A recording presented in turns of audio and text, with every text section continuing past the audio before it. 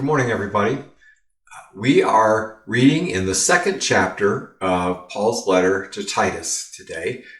Paul is an older pastor, and he is instructing a younger pastor whose name is Titus. Titus is the pastor of a church on the island of Crete. And because of that, this letter is called a pastoral epistle. And our readings yesterday in chapter 1, Paul instructed Titus on the importance of choosing solid Christian leaders, leaders who really follow Jesus in every aspect of their life.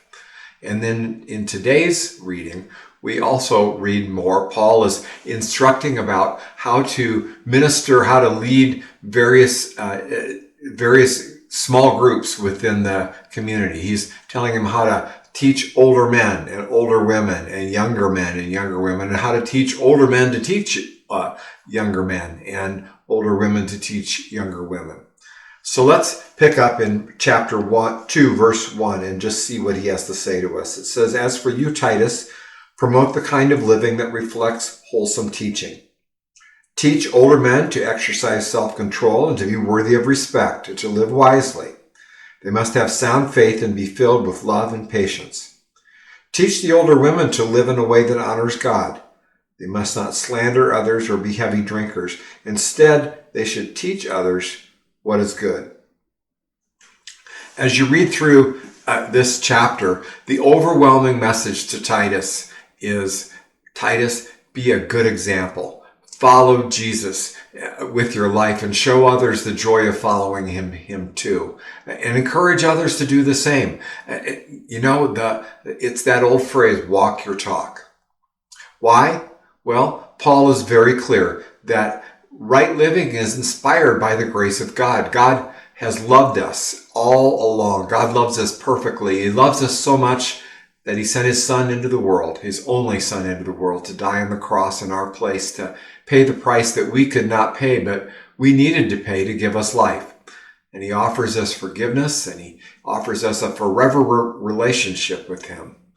But our right living is not to earn us God's grace. He already loves us perfectly. He asks us to trust him. And as far as our life on this earth goes, we are all works in process, aren't we? But even then, there is good news for us. As Paul instructs Titus, he says, as we trust and obey God, we learn the joy of doing good deeds and serving others. God teaches us how to forgive and how to get rid of bitterness in our life. And if we allow him, he'll teach us how to have constructive attitudes and to think and to speak in a way that honors him.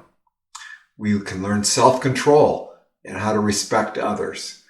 He teaches us the joy of living rightly, and so that we can avoid many of the destructive consequences of disobedience. And in doing so, we honor God by being bright lights to others. We are attractive to others because our lives reflect God's grace, and others see it when we show them Jesus.